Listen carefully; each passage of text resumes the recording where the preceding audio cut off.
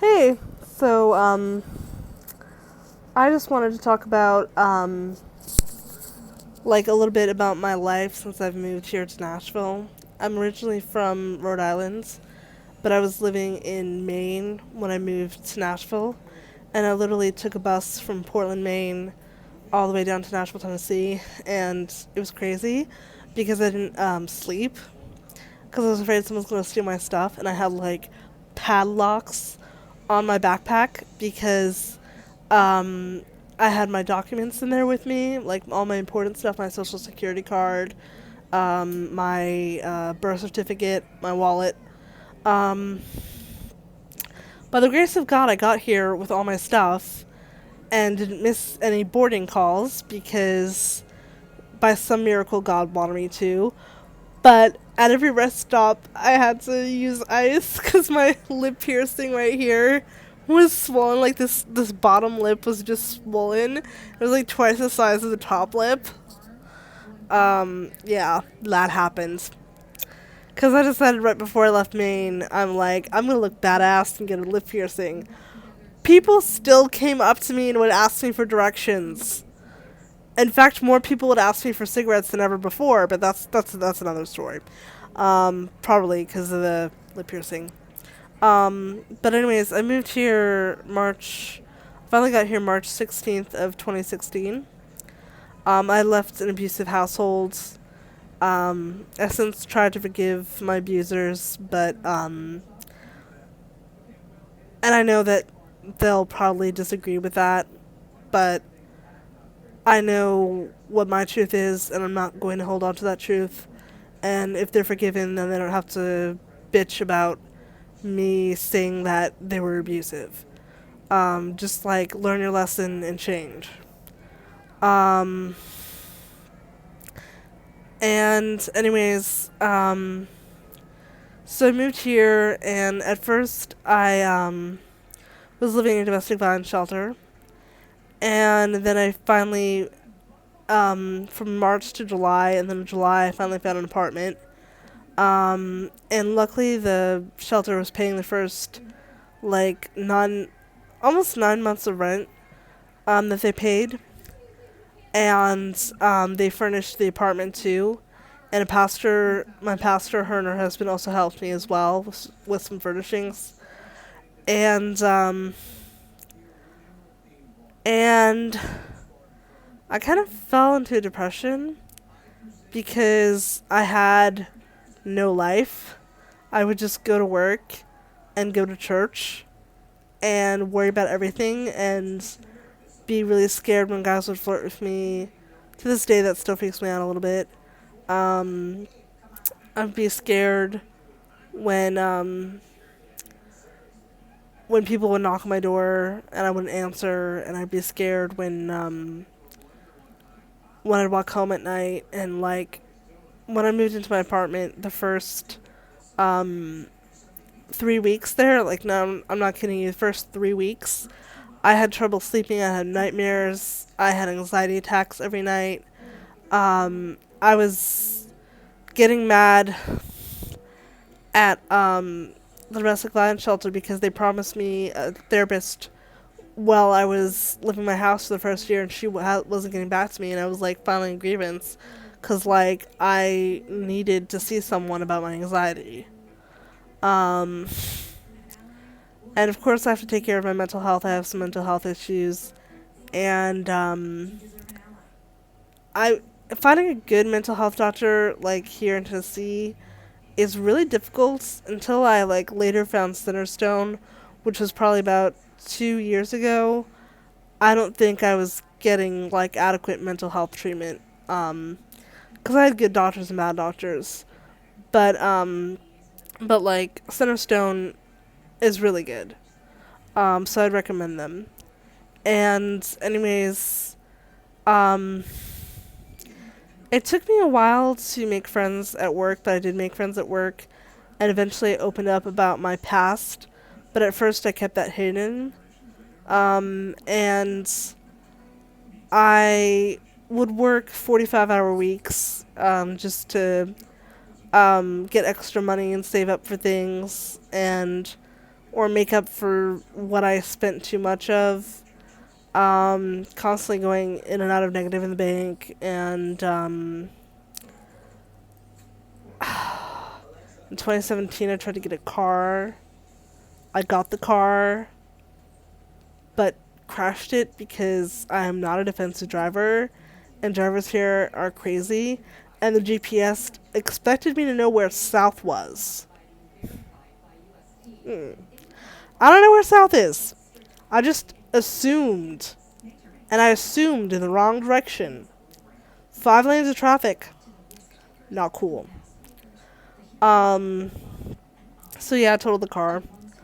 Probably best because, like, I had done the budgeting and it left me very little wiggle room and very little spending cash once I paid the car payment for the auto loan for the and for the um insurance. The insurance was like 186 or something. Like, that's a lot cuz I'm a first-time driver and it's a used vehicle. I mean, seriously. I had AAA, but the good thing about that was that the um they actually paid the $10,000 auto loan that I had taken out, and I only had to pay like 100 of what was left. So I got really lucked out in that situation. Also, I wasn't injured in the accident. Um, and also the guy that ran into me was arrested at the scene. uh, anyways, um, so moving on. Um, I started, because I was working so hard and felt really lonely. I was depressed and having mental breakdowns and just like in and out of the hospital, in and out of crisis centers and stuff like that, because it was too I was too it was too hard for me to deal with, because I was also reopening past wounds about the abuse in therapy, and I was just this ball of anger, and I was always angry about everyone and everything. Um, and then a couple years down the road, I found this church called Eastwood Christian Church, which I have to apologize to some of the members who I unfriended on Facebook over something that I said that was kind of rude. Sorry. Um, but it was Eastwood Christian Church is a great church. I love that church. Um, and I met so many people there that are so sweet and such a big part of my life, and that were so kind to me and so helpful. Some of people that I still contact, like, sometimes on a daily basis, and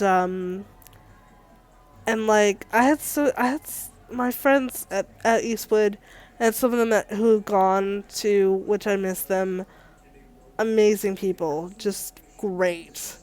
And, like, I'm so thankful for everything that they were in my life, and I'm so thankful that, the friends that I had at my second job when I was here were so supportive. But at my first job too, my friend Denise, she was really nice too. Shout out to Denise. Hi. And I,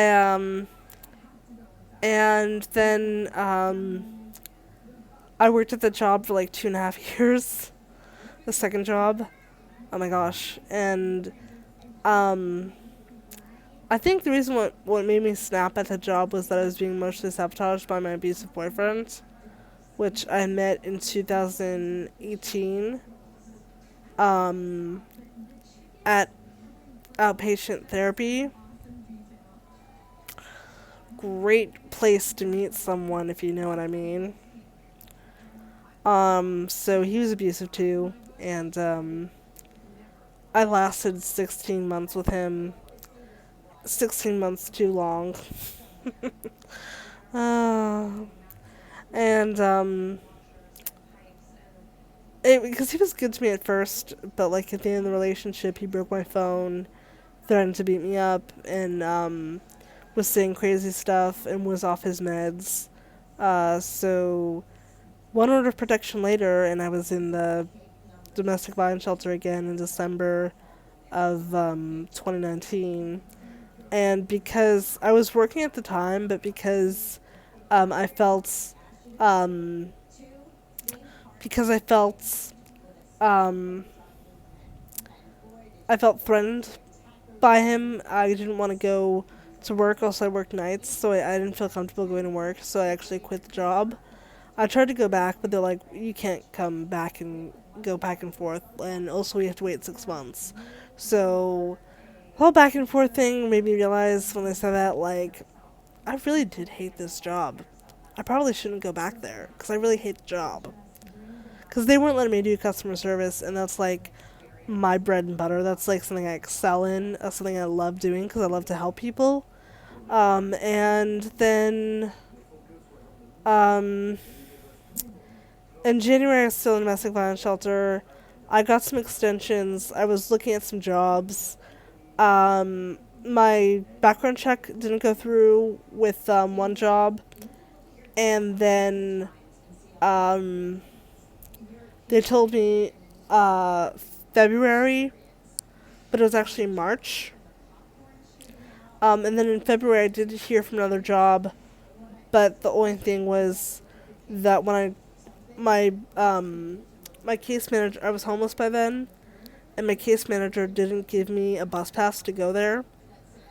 I had to borrow money from a church member at Eastwood, but thank you so much to that person. And then I got there and I just got lost, and I ran out of money, so I didn't have any service on my phone. And um, and I couldn't use a GPS on my phone, so I was pretty much lost. And it was raining, and it rained and rained. But luckily, I made some friends of the mission. I made 3 friends of the mission, 3 or 4 friends of the mission. The rest were Washington. And then I took the bus and I decided to walk to the library the same day that I didn't find the job and had to tell them that I couldn't do it anymore because I couldn't find it, and they had to, like, basically fire me. Well, that same day I went to the library and my friends were there, and I was so glad to see them because, like, yes, friends. And my friends were, like, super supportive. One of them, I call her mom. Another one, I'm staying with her right now. And another one and the other one got her own apartment. So I'm, like, so happy for her. Because her and her husband finally get to stay together. At the National Rescue Mission, like, let's say you're married to someone. Even if you're married, like, the husband stays at the men's mission, the wife stays at the women's mission, and the children stay with the wife. So, I mean, it's fucked up. But anyways, yeah, so at the mission, I had, like, a barbecue for, like, homeless people after the tornado hit. I met someone, and we dated. And he doesn't know that I know this, but after his mom made us break up, and here's where he's gonna hate me for that, saying that, he found a new girlfriend, like a week later, even though he told his friend he wasn't going to date. And now I don't know what he's up to, but, like, I am not getting back with his ass. Mm-mm. No. We can be friends. I'll be his friend. But we are never, ever, ever getting back together. Seriously, you get on my bad side, I am hell to reckon with. Anyways, but I forgive him because you have to forgive, and I hope he can forgive me for being being mad at his mom. And, like, I kind of understand where she's coming from because, like, that's her baby and she doesn't want anyone fucking with her baby, especially an older woman. Yeah, I'm older than him. Um, but yeah, and then I was actually talking to someone on Instagram, someone who had commented something nice on one of my photos. Or no, I commented on their stuff. And we started talking, and like they were flirting with me a little bit, and I was flirting with them, and then they ended up saying that they didn't feel that way anymore, and I'm like, thanks. And they're like, oh, do you want to be friends still? I'm like, locked. So yeah, get my hopes up, and that's what happens.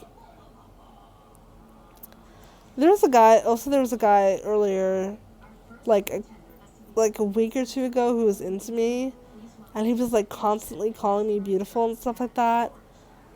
And I was like, what is he hiding? And also, he is not attractive at all. And also, he's kind of like not as smart as me. See, that's the thing. I'm so picky. I'm so picky. And like, Facebook got it spot on like the LOL sided or the wow or whatever it was, where they're like, the reason why you haven't found a true love is because you're too picky. And I'm like, no, I'm not. And now I'm like, yeah, I am. um, I wish I was pickier, because then, like, then I wouldn't have dated my ex. Not like the most recent ex, but like the the ex whose mom dumped us, like broke us up. Um, I would have dated him, like no problem. He was nice, but um, I had second thoughts all the time about my ex before him, because that ex like made me feel creeped out and at first, and then um there were all these red flags. Unlike in the second relationship, I was looking for red flags, but there were none. And I was like, why do I feel like something's off? And it turned out that something was off. His mom wouldn't let him date me. Um, so yeah. Hope I didn't tell her how many men I've slept with. Um, it's not that high. It's not that high. Um, but anyways, yeah. My hand is hurting. I've been holding this phone like this for 17 minutes, 18 minutes. But that's like the story of me moving to to Nashville, and like what life has been like here and everything like that. And I've had lots of struggles with finances, just because like I don't know how to manage my finances very well. I spend beyond my means, because like I just went after my dad's bad example, and then I it's not his fault necessarily, it's my fault that I decided to follow that example, because like when I was living with my grandparents, I was way better with money, and and then like I had struggles with my health, and the struggles being my mental health, like just finding in-network doctors to go to, because like one doctor told me I had to go to them every single week because we were trying new meds and because I was very depressed, and I ended up raking like a like $800 bill up. And some of the doctors, including one that I only saw one time, had put me in collections. Fun.